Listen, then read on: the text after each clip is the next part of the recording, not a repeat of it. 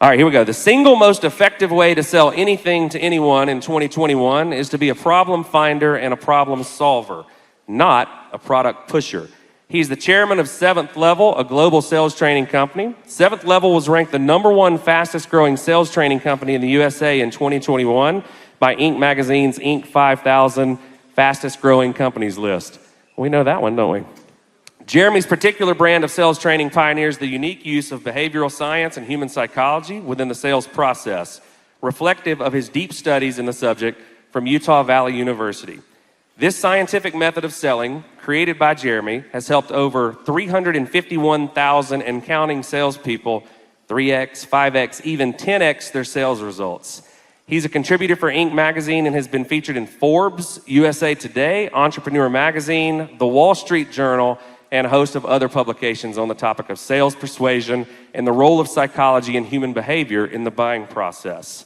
His new book, you guys write this down so you can go buy it, The New Model of Selling, Selling to an Unsellable Generation, co-authored by Jerry Acuff, CEO of Delta Point, is being published late fall of 2022. I think we've got a video to cue him up.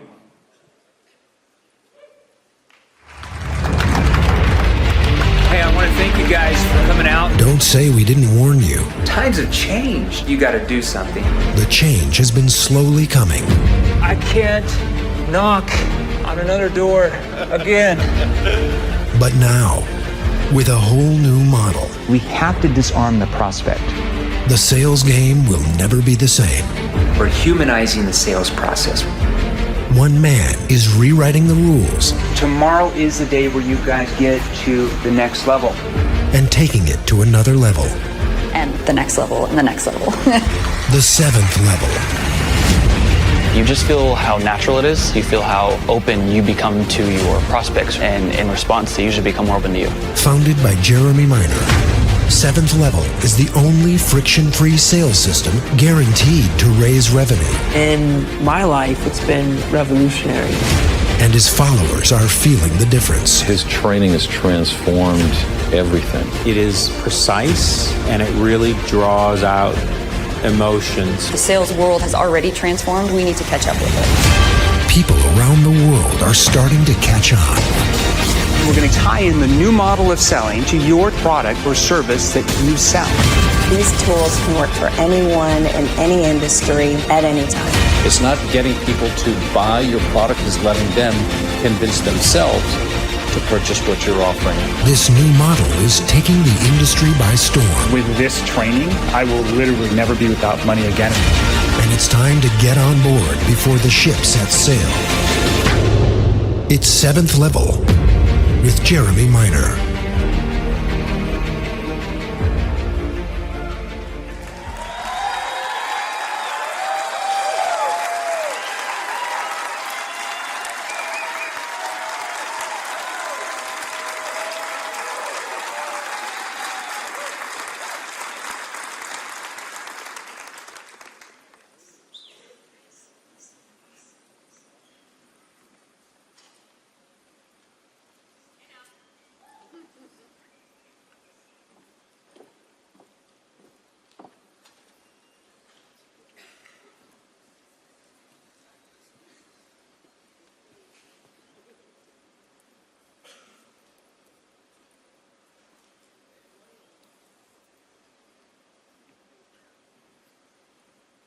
I have a question for a few of you. I am looking at more coverage for my family. I've got some policies. I'm looking for more coverage. I'm meeting with a lot of different companies that are in your space. What's your name? Melinda. Tell me, why should I go with you? Why should I go with your company? I have Here the you best go. policies. You have the best policies? Okay. Yeah. The best pricing. The best pricing? Okay. I stand behind my customers. You stand behind your customers? Okay, all right, let me see it. Okay. Dan, I want to ask you the same question. I'm looking for a policy for my family. I've already got some stuff. I'm looking at different companies that, could give me the policy. Tell me, why should I go with you? I'd like to learn more about your family. Okay, in what way? Well, why all of a sudden are you contacting us? What made you decide that you want more coverage? Not a bad question. All right, I'm going to come over to somebody else. Don't you love this? Okay. Sharon, you know, I'm looking at different companies. I need more protection. I realize I've got a problem. Tell me, why should I go with your company over someone else? Because I represent my company. You represent your company. Okay, I want each of you three to come up on stage with me real quick. Come on, hustle.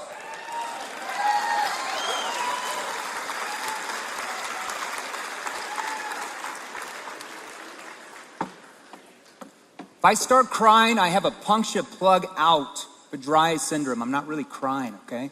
Okay, come on up, hurry. Time's a wasted. They don't give me much time at these things. Okay, so you guys all have competitors. Every industry has competitors. If I asked, Melinda, if I asked some of your competitors, you know that we lose sales to from time to time here, let's just be real, sometimes we lose sales to competitors. If I asked your competitors the same exact question, and I said, you know, I'm looking at different companies, I've already got some coverage, tell me why should I go with you?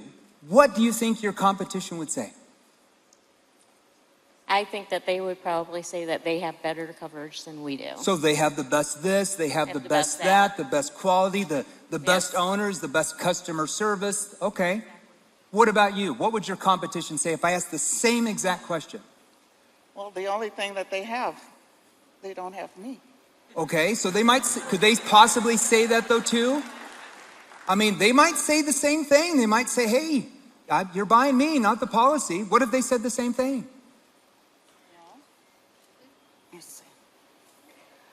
Basically, based on the knowledge I have and what I can represent and how I can help you. Do they have knowledge? They have knowledge. Can they help? They can help. Okay, so what could be the possible problem?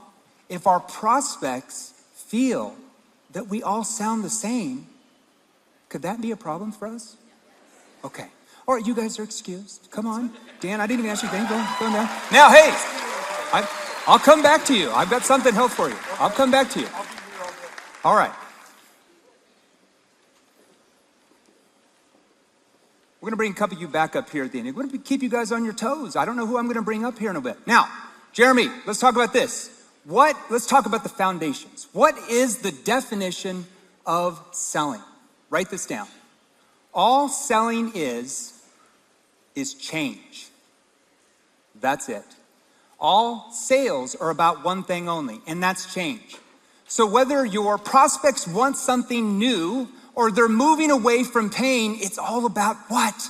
It's about change. It's about how good you are at getting your prospects to view in their mind that by changing their situation. Now, what does that mean? That means purchasing what you're offering, purchasing a policy from you, that by them doing that, that is far less risky for them than them doing nothing at all, staying in the status quo, their problems stay the same, and nothing ever changes, which is really more risky. Now, here's your problem. Human beings don't like change. So think about that for a second. All selling is change, yet human beings don't like change. What are we gonna do?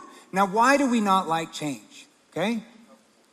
Makes us feel uncomfortable. It makes us feel, man, you're reading my mind over here. Makes us feel unsettled and uncomfortable, especially when it's initiated by some pushy salesperson who's ready to pitch their product or services the moment they start talking to a prospect. Anybody guilty of that? Oh, don't lie. No, I can see it in your eyes. I can see you getting excited. Repeatedly, human behavior shows that we value something that is consistent and something that is familiar to us over something that is new and foreign to us. Think the battered spouse syndrome. Doesn't make any sense. They don't like the physical abuse. They don't like the mental abuse, but they keep coming back. And why is that? Because they're afraid of change, something new. So that's what we're going up against on every single conversation with every single prospect that you will ever talk to, is they're afraid of change. Now, I want you to write this down. We are not selling the thing. Oh, for the love of Mary, we are not selling the thing. We are selling the results of what that thing does. We are not selling them an insurance policy in your industry. You are selling them the results of what that policy is going to do for them when one spouse dies and the rest of the family is financially protected for the rest of their lives. That's what you're selling. You're selling the results of what that policy does for them. Is everybody with me? All right. Now, here's what we're going to cover today. I want you to write this down. 3 steps to becoming a recession-proof sales agent. We all know a recession's coming. Did anybody go through the 2008, 2009 debacle? Remember when the government was like, nothing to see here, nothing to worry about, folks. And then the next day, press conference, Armageddon, we need $10 trillion, the world's coming to an end. Now, we've got 1 or 2 choices. We can thrive when the recession hits. We can make a lot of money when the recession hits with what you're selling right now. Or you can hope and pray that your favorite politician is going to bail you out. Which one do you think is going to be better for you? All right. So number 1, we're going to become a problem finder and problem solver, not a product pusher.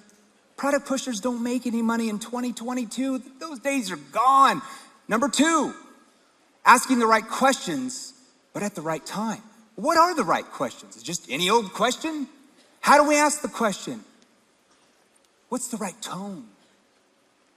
Where's the verbal pausing? How do we learn these things? And step number 3 is eliminating sales resistance. How do you disarm the prospect within the first 10 to 30 seconds to 1 minute to the entire sales conversation where they actually open up to you? They engage with you. They trust you.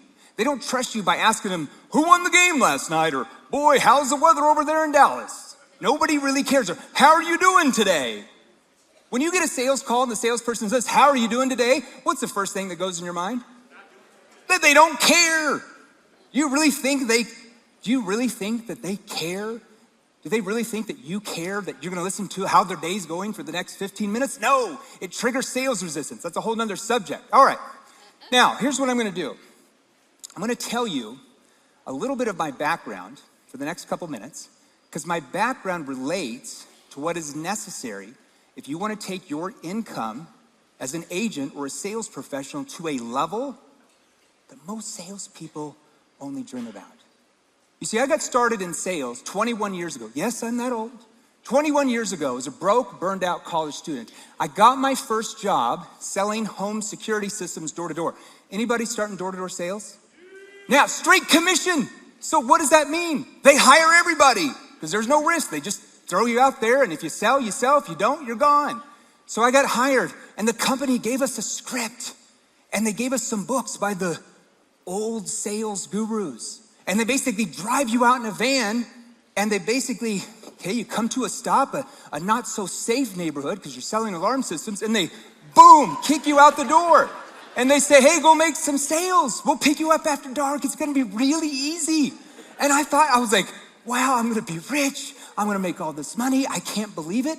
And I remember knocking on the doors. And I was so excited. I remember the last thing my sales manager said when he kicked me out of the van. He said, Jeremy, make sure you're really excited. When you knock on the door, show them how enthusiastic you're going to be. And if you show them you believe in the product, they're going to believe in the product too. We all know that's not true, right? So I knocked on the doors. I was really excited. And I started talking about the features and the benefits of the product and how great it was going to be and how much it was going to help them. And I started noticing I was getting all of these objections. What? They didn't tell me about that. We can't afford it, Jeremy. We don't need it. Your price is too high.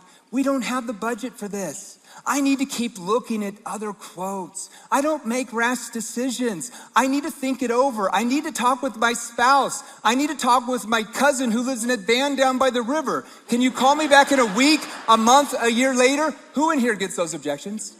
Oh, good Lord, I thought it was only me. And I got to a point after about 7 to 8 weeks of nonstop rejection. I couldn't believe it. I had hardly made any sales. Straight commission job. If you don't make sales, what happens? You don't get paid anything. They don't care. And I remember after about 7 or 8 weeks, I remember standing on a curb one late Friday evening, waiting for the manager to pick me up. I had made 0 sales that day.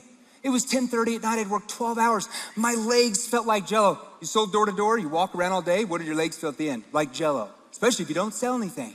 And I remember the sweat just going down my chest and my back. this hot, humid July night. And I remember like, oh my gosh, I'd made no sales. I'd made 0 sales for the entire week. I'd worked 60 hours a week for free. And I remember sitting there and I'm just like, you know, maybe selling just wasn't for me. Maybe I wasn't born with the gift of the gab. I'm not like all the cool guys in the office that are making the sales. Maybe it's just not for me. Has anybody ever felt that way yourself? Has anybody ever looked at your bank account and noticed you have more going out of your bank account than you have going in? Well, that's where I was. And my sales manager picked me up that night and he popped in a Tony Robbins CD. Yes, 20 years ago, human beings listened to things called CDs. And Tony said something like this. I still remember it to this day. Tony, if you're listening, I might be butchering it, but he said something like this. He said, most people fail for the simple reason they don't learn the right skills necessary to succeed. They don't learn the right skills. He goes on to say everybody's taught skills, but the people who fail are the ones who are not taught the right ones. And it was suddenly like a light bulb went off on my head. It was like divine intervention from God himself. That maybe, just maybe, what I was learning from the company and what I was learning from what I now call the old sales gurus, maybe they just weren't the right skills anymore. Maybe they were just outdated. They just didn't work with today's type of prospect. So I committed to myself, I'm gonna have to do something about this. If I wanna learn, if I wanna sell, I've gotta master more advanced skills, because I know you, like me, want to provide a great lifestyle for your family as well. Now, here was my major dilemma. You see, I was reading all these traditional selling books from the gurus and what the company was training me, and I would go out and use some of the techniques, maybe feel really uncomfortable, but I would make some sales here and there. But I also noticed when I used a lot of their techniques, I actually got even more objections. I actually triggered more sales resistance. I actually got more doors slammed in my face, and I actually lost more sales than I made. Has anybody ever seen that happen to you as well? You trusted the guru, but it didn't quite work out, right? Now, at the same time, I was in college. Good college kid. My mom and dad told me to go to college, and my major was behavioral science and human psychology, which is what? It's really the study of the brain and why a human being makes a decision to do something or not do something. Okay, now, let's go into this. All right, step number 1. And here, actually, I want to go back to something here. I don't want to forget this for you. So while I was studying behavioral science and human psychology, I was learning from my professors, some extremely talented men and women, that the most persuasive way to communicate was over here. But from the gurus, they were telling me it was over here.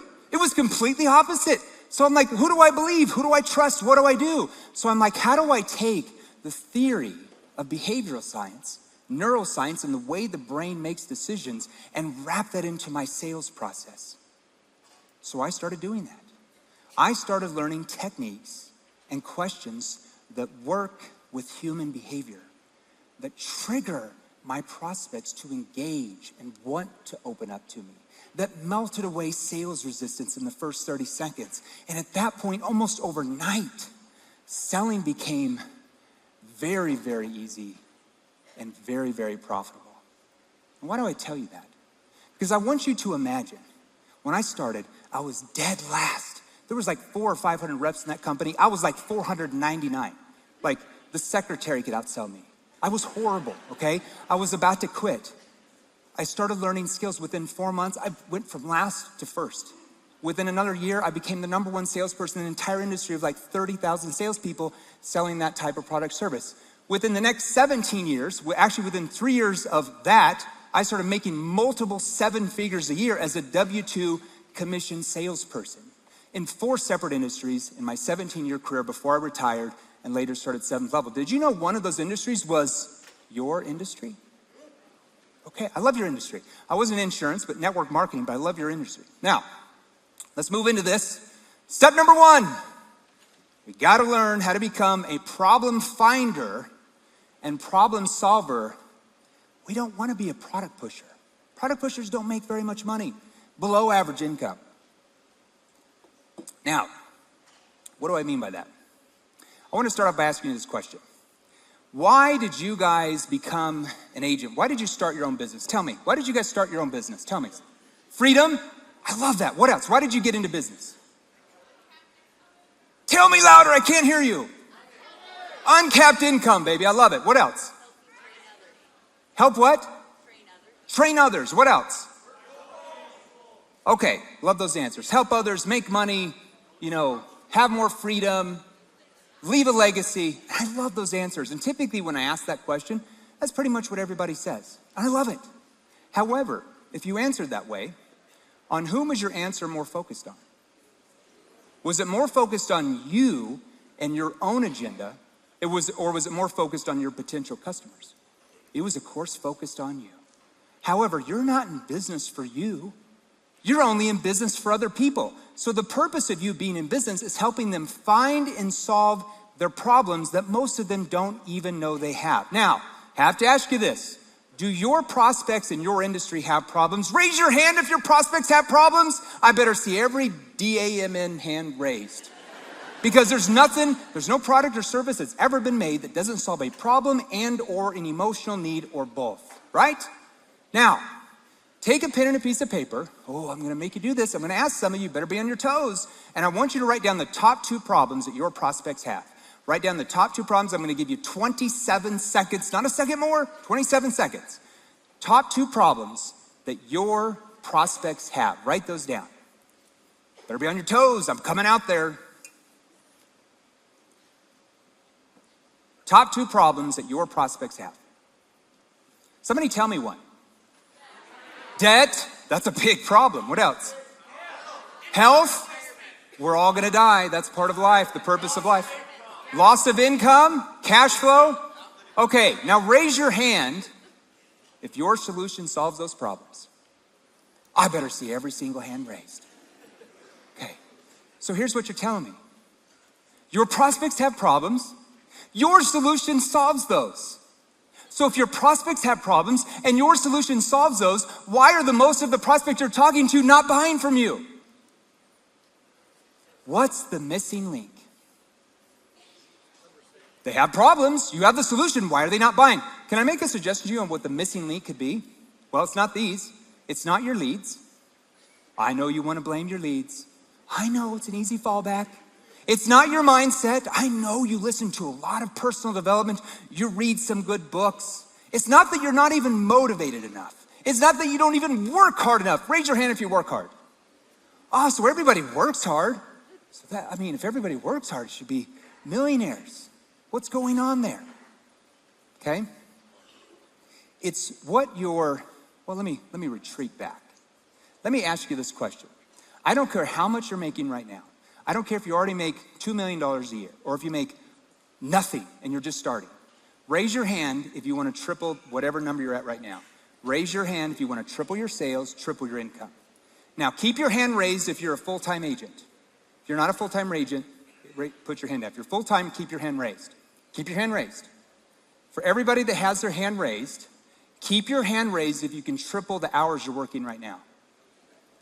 Oh, what? Oh, okay, so you're telling me that it's not really tripling your hours that could triple your income because you already work 8 hours a day. What, are you gonna work 24 hours a day? If you wanna triple your sales, what do you have to do? You have to learn more advanced skills because what you're saying right now on the phones and what you're asking you has gotten you to where? The income you're at now. So how would it ever get you to here? It can't. You see, it's what you're saying. And it's what you're not asking that's triggering your prospects to run the other way. So if you change what you're saying, if we change some of the wording, if we use it where it eliminates resistance, if we neutralize some of the words that are overly assumptive, too enthusiastic, if we change some of our questions that actually trigger the prospect to want to open up to us, what becomes possible for us? You can make a lot more than you are now. I don't care what you're at right now. You can double, triple, quadruple, whatever you're wanting to do. All right, now, let me keep going on here. How many of you have read sales books? Yeah, pretty much everybody, right? So I read 60 books a year times 22 years. So that's a little bit over, I think the math is 13 or 1,400 books. Religiously done that since I went through my first sales seminar with a guy named Brian Tracy. If you guys are good friends with Brian, he taught, you need to read every day. So I read 5 books a year. 3 books I read, 2 on audio, 60 books a year times 22 years. Do you know what every single book I have ever read about selling says? You have to be a problem solver, right? Every book you read, you gotta solve problems, Jeremy. Well, here's the problem. If your prospects don't buy from you, how are you gonna solve the problem? Problem solving comes after they purchase from you, not before. If you want to get more people to buy from you, you know what you have to become? You have to be much better at problem finding. Write that down. Problem solving is after. Problem finding is before. Now, what does that mean? That means asking the right questions at the right time in the conversation that allows your prospect to uncover problems and challenges that they didn't even know they had. Because when you talk to a prospect, how many of them, and be honest, how many of them go like, oh man, I got some really bad problems, you gotta save me today? Nobody does, right? They don't realize they really have that many of problems, right?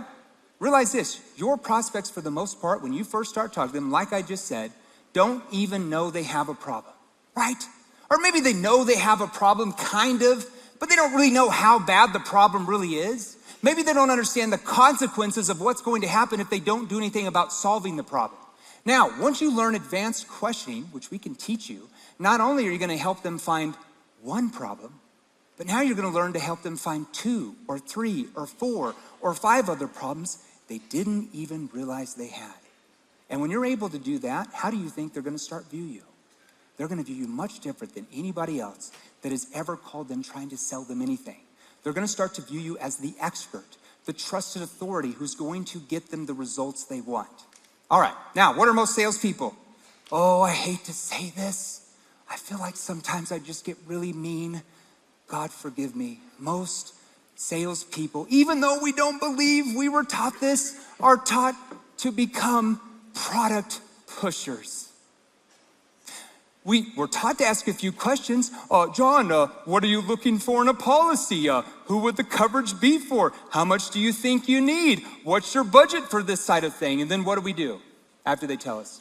We go into our sales pitch, right? Oh boy, I've got the solution for you, talking about our features and benefits and how we have the best in this and we have the best that, which is like taking a bucket of mud, throwing it up against the wall, hoping and praying that some slide we're gonna have in our presentation is gonna magically trigger the prospect to wanna buy from us.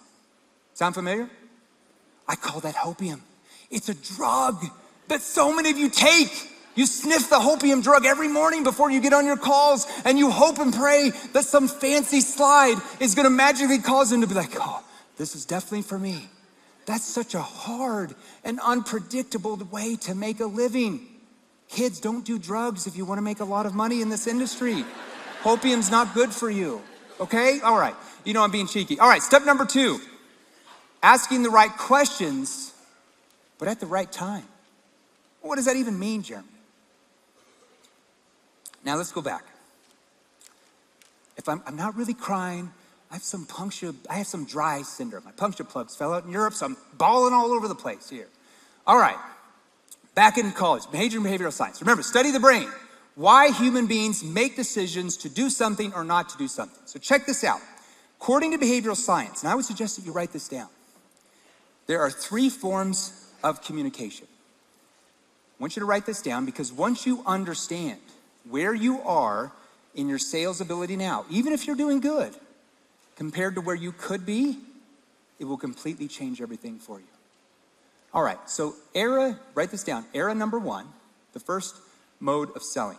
Now, I'm not gonna give you the scientific term, but I'm gonna tell you an image. When I ask you this image, I want you to tell me the first words that come to your mind. If I said boiler room selling, what's the first image that comes to your mind? Wolf on Wall Street, right? Don't you guys love this movie? Leonardo DiCaprio, hey, I've got a great opportunity for you. And we talk about the features and benefits and why they need to buy from us and why we're so much better and you can trust me and blah, blah, blah, blah, blah. So according to the data, the science, not my opinion, because who cares about me, we are the least persuasive when we tell people things, when we attempt to dominate them, posture them, manipulate them, push them into doing something we want them to do. It's just like if you tell your spouse they really, really need to do something for you, and then you push, well, what do they typically do back? They push back. It's just human behavior 101. So why would we expect anything different when we're selling? All right, now I'm gonna give you a few examples of the least persuasive way to sell. I told everybody I was gonna throw you some curveballs, maybe some knuckle sliders, some change-ups today. Presenting, what? Jeremy, I have to have my 60 to 90 minute slide decks. And we talk about, here's our corporate office. Doesn't it look so pretty with the nice windows? We have the best service. We've got the best pricing. We've got the best coverage. Oh, wait, will you meet our founders? They are #1. And by the way, we're AAA rated with the Better Business Bureau. And we've got all these customer service words. And we got the best this and we got the best that. Which, by the way, doesn't every single salesperson say they have the best product or service? How many salespeople have ever sold you something and said, yeah, Mary, we have the 5th best product in the market? Nobody. Does anybody ever watch Bachelor or Bachelorette? What do they say every year? The #1 most dramatic season ever. And they've said that for 22 years. Does anybody ever believe that anymore? No. So when we say things like that, or especially if we talk down our competition, do you know what goes on in the brain of your prospect? They actually trust you less. And you think they trust you more. Why do they trust you less? Because they're used to every single salesperson who's ever tried to sell them anything from a vacuum cleaner to some laundry detergent, to a TV, to a car, to an insurance policy, saying that they have the best. So you automatically move yourself over into the salesperson, commoditized, trying to stuff the solution down my throat. That is not a place where you want to be. According to the data, it's not very persuasive. Write this down. If your presentation is more than 10% of your entire sales process. So we have to learn how to get our presentation to feedback the problems they have and where they want to go and how we can solve that. We'll do that later. Now, here's the problem with that as well. Do you know what the average salesperson in North America, even in this industry, you know the percentage they present? 50%. 50% of the time. I know you're guilty. Don't tell me you're not doing it 50% of the time. Telling your story. I hate to tell you this. Nobody cares about your story when you're selling one-to-one. Whose story did they mainly care about? They care about their story. Oh my gosh, I can't believe it. What about giving a sales pitch? We've all been taught to give a great pitch. Who in here watched Shark Tank on CNBC? What do the entrepreneurs come out and do to the sharks when they're out there setting? They go into their pitch, right? I want you to watch the body language of Damon John, Mark Cuban, Barbara, Mr. Wonderful, Kevin, everybody they rotate in there. Watch. They're like, whoa, because they're like, hey, I'm really excited about what we have. We got the best this. One ear out the other. Hashtag ditch the pitch. We even have shirts for our clients now that say hashtag ditch the pitch. You got to ditch the pitch if you want to be great at selling. All right, putting sales pressure on them. There is a massive difference between learning how to get your prospects to feel internal tension, to get them in their emotional state where they feel like they need to change, rather than you externally trying to put sales pressure on them to force them to change. Massive difference in the income you'll make once you learn the difference. And the big one, assuming the sale. Oh my God, Jeremy, you're telling me everything is wrong that I'm doing right now. Especially in the first 5 minutes. According to the data, very low on the persuasive poll, especially in the first 5 to 6 minutes when we have no trust and no credibility. According to the data, that's why I always believe that assuming the sale has triggered this saying that sales is a numbers game. Well, it's only a numbers game because of what you're saying and or not asking that's triggering them to run the other way, okay? All right, let's keep moving on. I'm getting crazy now. All right, error number 2, consultative selling. Anybody heard of that? All right. So we're more persuasive when we attempt to have a discussion, okay? This came out in the 80s, a lot of books. One of the most popular books was a book called Spin Selling by a professor called Neil Rackham. He never sold anything, but just studied data, sales calls. And he taught that you needed to ask logical-based questions to find out the needs of the client. Well, that sounds like a good idea. Instead of boiler room selling, just forcing it down their throat. But what's the potential downfall? When we only ask logical-based questions, surface-level questions, what type of answers are our prospects going to give back to us? Surface-level answers. And do human beings make decisions on logic or emotion? 100% emotion. Brain studies prove that without a shadow of it. There is no debate on that. Okay, so once again, more persuasive than telling your story, putting sales pressure on them, trying to go in and choke them until they buy, but you're still going to play the numbers game because you're bringing out very little emotion in that conversation. And that's why I always say this, and I know I'm going to offend some of you right now. I'm so sorry, but you can never sell to the prospect's needs because most of your prospects don't even know what they need when you first start talking to them. Your prospects, do you think they just magically sit there a week before you call and add up all their expenses and realize that that $150,000 policy they have now is going to cover them for the rest of their lives? Do you think they really sit there and think about that all day long before you call them? They never do that. So if you get on the phone and you ask them, what do you need? And they're like, well, I think I need a $150,000 policy. And then you sell them that, you are doing them a major disservice. That's why you have to sell to their real problems that your questioning ability helps them find that they didn't even know they had. See the difference in that? That separates you from every. So instead of selling little $100,000, $200,000 policies, you start selling much bigger policies that actually protect them financially forever when something does happen.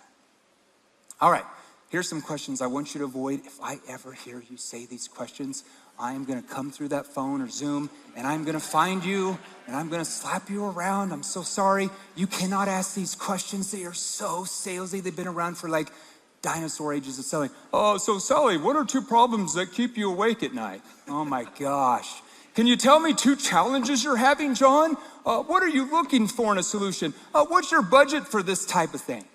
How can you ask them what type of budget they have in the first 5 to 7 minutes when they don't even know what problems they even have yet? That's impossible. When you help them find 4, 5, 6, 7 problems, what happens to their budget? They realize they need a much bigger budget. Okay, do you see the difference in that? All right, now error number 3, finally, we're getting somewhere. We are the most persuasive according to the science when you use what's called dialogue, when we allow others to persuade themselves, when we ask, here's the key word, what are called neuro-emotional persuasion questions. That stands for NEPQ. Now, how do we do that? That's the $10 billion question.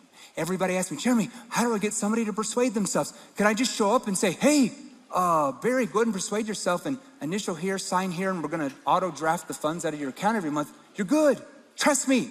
No.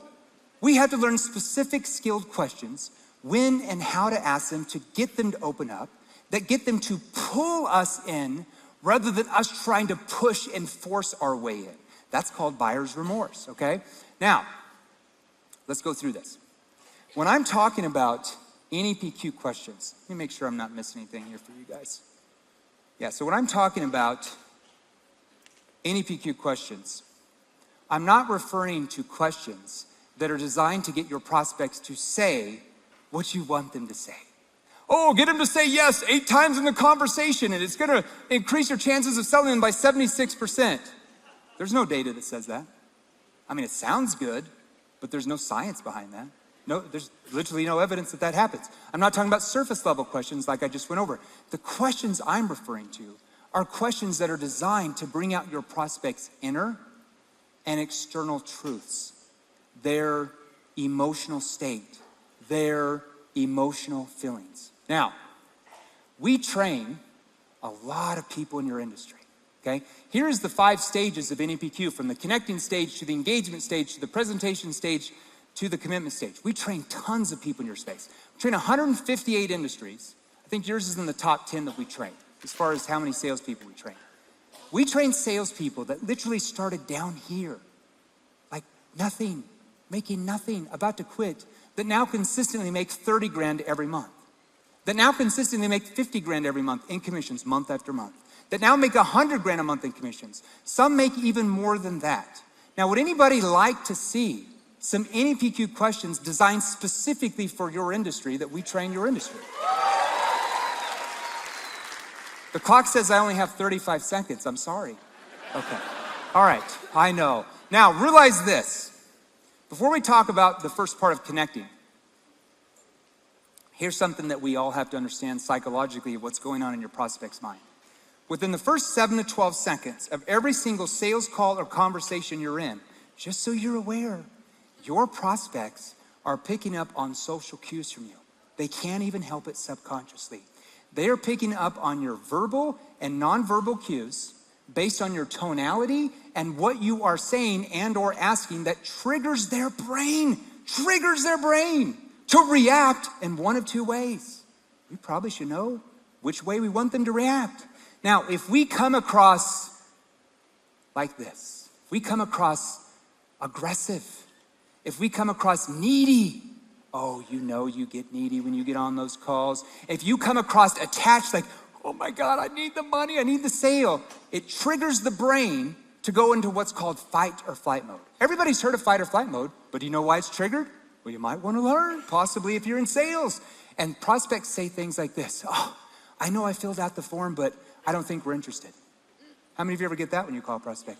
Oh, hey, I forgot about that. Well, how much is it gonna be? I don't have time.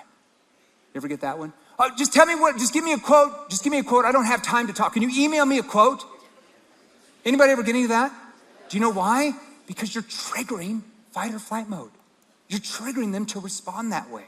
Now, once you learn NEPQ and you learn how to come across more neutral in the conversation, more unbiased, I'm not quite sure we can even help yet. I don't even know anything. That's my mentality. If I come across more relaxed, more, I call it collective confidence, and I understand the right questions to ask, and especially when I come across detached, it triggers the brain to become curious enough where they actually want to engage. They want to open up to you because they feel, they don't know what it is yet, but they feel like there might be something important for them that you have to talk about. Now, let's talk about connecting questions. This is where you learn to take the focus off you. I know you like to focus on you. You are cool. You have really cool hair. I love it. And you put the focus on them. Now, let me give you an example of this, okay?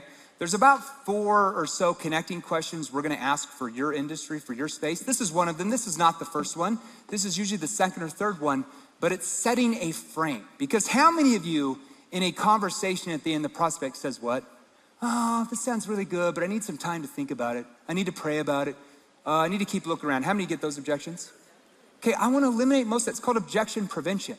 So if I sit here and I say something like this, and I want you to hear my tonality. I haven't even got the notes here, so I'll just do it right here.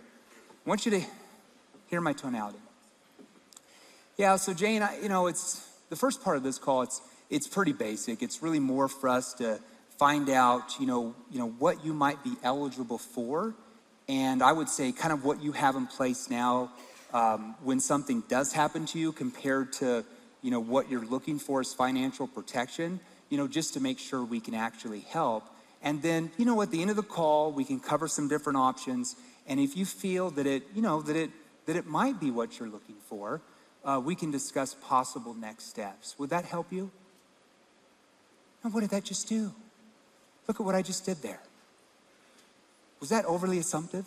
No. Was that neutral? And at the end of the call, if you feel like this might be what you're looking for, we can discuss what? Possible next steps. Now, what are the neutral words that we just changed there? Might be and possible. Now, if I did it like this, all right, yeah, the first part of this call, it's gonna be awesome. It's really more for us to find out what we can get you approved for, what you have in place, and really what you need, just to make sure that we got a good deal for you. And at the end of the call, if you feel that this is what you want and you're ready to sign up for it, we can talk about where we're gonna go from there. Sounds completely different. But if I neutralize it, at the end of that, if I say, would that help you? Do you know what your price would be? Nope, that would not help me to talk about possible next steps. Nobody's ever gonna say that. They're gonna be like, yeah, that would help. So what did we do there? We disarm the prospect. Now, do I know we can help them? Yes. Do I need to tell them that it's what they want and what they need in the first 2 minutes? Well, I can if I want to trigger sales resistance. But do I want to trigger sales resistance? Do I want to compete against the wall of objections in the first 5 minutes? Or would I rather just have them open up and let their guard down the whole time? Are they going to open up if I get them to let their guard down? Yeah, it's much different. Oh, it's so easy when you neutralize this stuff. All right, situation question. This is where you help them and you find out what their current situation really is. We talked about this for a second. How many of your prospects that you talk to magically just sit around and already know all their expenses, everything they need, that they need $876,000 worth of life insurance before you call them? Nobody does. They don't know what their real situation is. These questions help them and you find out what their real situation is. So let's look at this. Let's say in this example that, let me see what we did here. Hold on, we go back here. Yep, okay. Okay, so let's say in this example, that you find, they put the wrong slides up here. What am I gonna do, guys? You put the wrong slides here? I'll improvise. Let's say in this example, you find out from a few situation questions before that they have no life insurance policies and they have 0 assets. So they have nothing to pay when one of the spouses dies. So let's tee this up. Okay, so Dan, and let's say that Dan is a firefighter in this example. Let's say Dan makes $8,000 a month and his wife's name's Cindy and she's a school teacher. They don't get paid very much. They should get paid way more. Let's say your teacher salary is $4,000. So a household income of $12,000 a month, and you've already found this out, all right? So you're talking to Dan and them. Okay, so Dan, walk me back here. Let's say that you pass, no, hear my tonality. Let's say that you pass away, God forbid, 3 days from now, because, none of us know the exact time or hour, right? And let's say that you passed away. Who would be the one that would have to pay for all the expenses? Like, who would be the one that has to pay for the mortgage, the funeral expenses, has to meet the funeral director to plan out the ceremony, the right coffin? Who's gonna be the one that has to pay the car payments, the credit cards, put the kids through school? Like, who would be the one responsible for paying all of that? Now, what does that question do? What goes on in Dan's mind when I ask him that question? What is he visually seeing? He's seen his spouse do what? Go meet the funeral director. She's all emotional. She's overspending. She doesn't have the money to do all this stuff. Do you see how we're getting them in what? Their emotional state, okay? Not their logic state. We know they're not gonna make a decision in their logic state. All right, now I'm only gonna give you 1 or 2 examples from these. We don't have time. Problem awareness questions. These open the door to find out what their real problems are, the root cause of the problem, how the problem's affecting them. So let's say in this example, he's like, well, I guess Cindy would have to pay for it. So then you're gonna lean in with empathy. Let me set my chair. You're gonna lean in with empathy and you're gonna say this. So do you, watch my tone, hear me. So do you want Cindy to have to pay for all those expenses if you didn't have to? No, no, not if I didn't have to. Now, if I said it this way, so do you want Cindy to have to pay for all those expenses if you didn't have to? Completely different reaction I'm gonna get. I said the same words. So do you want Cindy to have to pay for all those expenses if you didn't have to? No, I wouldn't. Well, okay, but walk me back here. How many months would she be able to pay the house payment and all the other expenses without your income? Well, I'm not really sure. Well, if you really thought about it, how many months? Oh, man, I don't know, maybe 4? Okay, so after the 4 months though, like what happens to her and the kids at that point though? Now what did that do? It starts to build what? The gap. The gap in their mind from where they are compared to where they're now seeing they really need to be. Without me, now there's more questions you're gonna ask in that. There's just a little example in that stage. But without me building a gap, if there's no gap, there's no what? There's no sale. There's no pain. There's no urgency for them to change. There's that word change, that magical word change. All right, let's keep going. Solution awareness questions. Help the prospect see what their future is gonna look like once all these newfound problems that you're questioning has allowed them to see they have that they didn't even know they had 20 minutes before they got on that call with you, all right? Now, let's say, okay, so I'll give you an example here. So let's say that we could find a plan where you could pay off the home completely, the car's in full, the credit card debt, the student loan debt, the debt was completely gone, so Cindy and the kids could stay in the home, stay in the schools, and live off her teacher's salary. Knowing that was there, what would that do for you? What would that do for you guys? Notice how my voice changed, the empathy that comes out. Oh, that would be really good. Okay, but Dan, what would it do for you personally though? Do you feel the empathy? Do you feel the concern? Because if I asked you, well, what would that do for you personally though? See, doesn't work. Doesn't get them into their emotional state. All right, let's keep going. Consequence questions. Helps the prospect see what their consequences are if they don't do anything about solving the problem. Okay? Now this example, let's say they have a work insurance policy. We're just throwing something out. We're just changing up the ballgame here. Let's say they have a $150,000 policy, but let's say they sell $350 grand on the house. They've got credit card debt, car payments, tuition that's not paid. They got all sorts of debt. That $150,000 ain't gonna go very far. But we still have to help him see the consequence of what happens if he doesn't get more coverage. Okay, but what if you don't do anything about this and you just stick with the same policy, the 150 grand, but you pass away like many years before you thought? But then there's not enough money for Cindy to pay for the house and the kids' expenses. Like, what happens to them at that point? See, that's a consequence question. Because if I can get them to see and feel what the consequences are, what does that keep doing? It builds a much bigger gap. The bigger the gap, the easier it is for the sale, the way less objections you have. It is a myth, if your prospects gives you a ton of objections, that it's better for you. You ever hear that? I'm like, that doesn't make any sense. What about all the laydown sales that were easy where I got 0 objections? The more objections you get, the less likely they are going to buy. Let's just be real with ourselves. Holy hell. All right, now commitment questions. I know, I get frustrated. I know. Now, we don't have time to go in the presentation. We'll talk about that later. Commitment questions help the prospect commit and take the next steps to purchase your solution to get what they want. All right. This would be at the end of the presentation. So do you feel like this could be the answer for you? Yeah, I do. Well, hold on. Why do you feel like it would, though? NEPQ probing question. Not only did he tell me why they feel it's what they're looking for, but more importantly, who are they telling?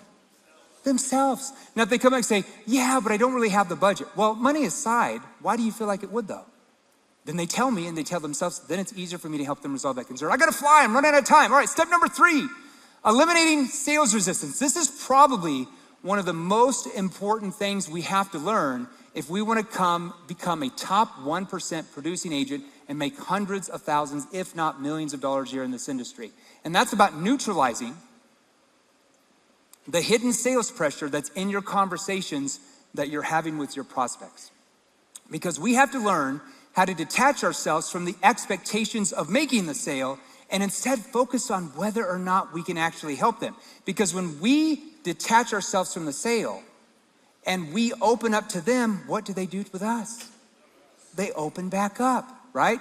I want you to imagine how selling would be for you if you learned how to disarm your prospects, every single one of them, within the first 30 seconds of every conversation you're on. How many more sales do you think you would make? Okay? How would it be different for you? So I'm gonna give you a few examples of this push-pull dynamic and how to avoid creating sales pressure, because if we trigger sales pressure, if we trigger sales resistance in the first 30 seconds, what happens? This happens. Do you agree? They emotionally shut down. You have the very best questions. They stay mum. They don't really open up to you. They give you 1 or 2 worded answers in return. They stay service level. And then what objections do you get at the end? I want to think it over. I need to talk to my spouse. I need to keep getting more quotes. Stop the madness. You don't have to go through hell anymore. Selling can be so much more easier. All right. Now, I want, why don't we have somebody that came back up here? Was it Dan that I didn't even, come back up here, Dan. Come back up here, man. You got to be my prospect real quick. So do you remember when I asked, I told you I was going to come have you back up here. So do you remember when I asked this question, well, why should we go with you? We already have a policy. Why should we go with you? Okay. We kind of talked about that. Now, what does the average salesperson say when they hear that? Well, why wouldn't you go with us? Go ahead and sit down. Okay. Thank you. We've been rated the #1 company. We have the best price. We have the best coverage. We have the best customer service. Owners have the best integrity. I love that. And I'm sure they do, but everybody says that. We've been AAA rated at the Better Business Bureau. We have the best this, we have the best that, blah, blah, blah, blah, blah. It's in one ear, out the other to the average prospect. So how do we actually do this? Instead of telling them why they should go with us, why not find out why they even asked the question in the first place? What's behind the question? How do we disarm them to get them to open up? All right? So what I want you to do is I want you to ask me that question. Can you hold this? Can we turn this on? All right. And then I want to play a game with you guys. I'm already over a few minutes. Now I could stop here. Do you guys rather go eat the tuna salad? Let's keep going. All right. I was going to give you a few examples, but hey, This is my big moment. the salad's probably pretty good. I know we don't want to cut you short here. We've been practicing this for years. Okay. All right, so I want to play a game. When he asks me this question and I respond, I want you to raise your hand when you feel the sales pressure go out of the room. So I want you to close your eyes. So everybody close their eyes right now. Don't open them, don't peek. And when I respond, as soon as you hear the pressure go out of the conversation, raise your hand. I gotta drink some water, I'm getting cotton-mouthed up here. Okay, so you wanna ask me the question? So why should we go with you? Well, I'm not quite sure that you should yet. Okay.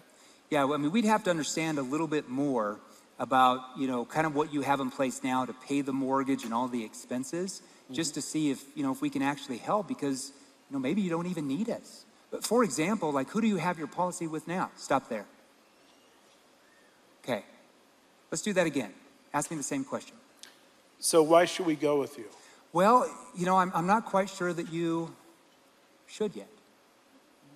We'd have to understand a little bit more about kind of what you have in place now to pay the mortgage, the expenses, just to see if we can actually help, because, maybe you don't even need us. Oh my gosh, maybe you don't even need us. You might not be ready for that ninja move yet. I don't know. You come across with a weird tonality, it's gonna sound weird. Casey's gonna get upset at me. We'll teach you that later on. I gotta teach you that's maybe too ninja for you. Now, what do we do there? 3-second pause, very, very important. When I said, well, I'm not quite sure that you should yet. Because what would happen if I said this? Well, I'm not quite sure that you should yet. I'd have to know a little bit more about, what did that just do? Diluted the question, took away the emotion. Well, I'm not quite sure that you should yet. We'd have to understand a little bit more about X and Y and Z just to see if we can even help you, because maybe you don't even need us. Now, do I know they need us? Do I need to tell them they need us right there? My goal is just to disarm them, to let their guard down, because once they let their guard down, they're in, baby. They are in, they are open up, because when you admit that you might not be able to help them, what do you think they look at you as? Oh gosh, it's not the typical salesperson I hear. You think they want to hear, oh, we can definitely help you for sure, I know we can. How many other salespeople said that to them that day? Every single freaking one. All right, you want me to give you one more example, or should I pack it up? You guys are getting hungry. Oh, okay, all right. Now, okay, here we go. All right, so let's say that you have, anybody ever get the A-type hardcore personality? You get on there like, just show me what you got. Show me, just send me the quote, I'll tell you if I'm interested, okay? All right, I know you do. I used to get some of those too, those are my favorite. All right, now, here's what you're gonna do. So let's say that they're just mum, they're not really opening up, you're asking really good questions, but they're just giving you 1 or 2-line answers. Because if they stay surface level, what are you gonna do at the end? I need to think it over, your price is too high, oh, the clock's beeping, I'm way behind. So you're gonna lean in, you're gonna say, I don't need you to do anything, just act like you're a prospect. You're gonna lean in and you're gonna say, now, okay, so between you and I and off the record, what's the real reason why you're possibly looking for more coverage? Stop, you don't need to answer. Let me do that again. So John, between you and I and off the record, what's the real reason why you're possibly looking for more coverage? Now, what do you think he's gonna do? No, I can't tell you the real reason. So when I say between you and I and off the record, we're going off the record. See what I just did there? You get another example? How about this? Let's say you get the think it over objection. Oh, I've got thousands of these. Let's say you get the think it over objection. You don't know how to resolve it yet because you haven't gone through a training. You just don't know. So I'm gonna give you the Band-Aid approach. The last thing you can do is do this. Now, John, between you and I and off the record, what's really holding you back from moving forward so you can protect your family financially? Well, Jeremy, I'm just not sure we have the budget because John's losing his job in a week. Well, now I know the real concern. Because I want to think it over. Is that a concern? No. Do you think they just go around for a month later and just think about it every day? There's some objection they don't want to tell you, so they say, I want to think it over. But when I find out the real objection, do I want to know the real objection, or do I just want to hope and pray they show up a month later? No, I want to know the real objection, right? See how that works? All right. Now, what we're doing here is we're humanizing the entire sales process from the very first words out of our mouth. This is how you create trust.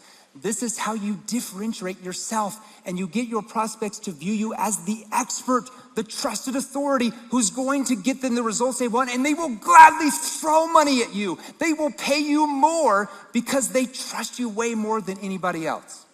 I hope this training was super helpful for you today. Remember what we just came over? They don't give me any time.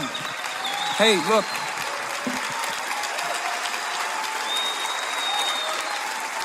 Hey. I asked for them to give me 60 minutes. I said, you don't even have to pay me. I don't want 35, 40 minutes. I'll go 60. Like, no, we have to stay to 40, so it's not my fault. I tried. All right, so 3 steps to becoming a recession-proof sales agent. We went over becoming a problem finder and problem solver, not a product pusher. Stop pushing. Number 2, asking the right questions, but at the right time, the right tonality, the right delivery. Those are all learnable skills. And number 3, eliminating sales resistance so we disarm our prospects. They let their guard down and open up to us. Everybody, thanks for having me on here.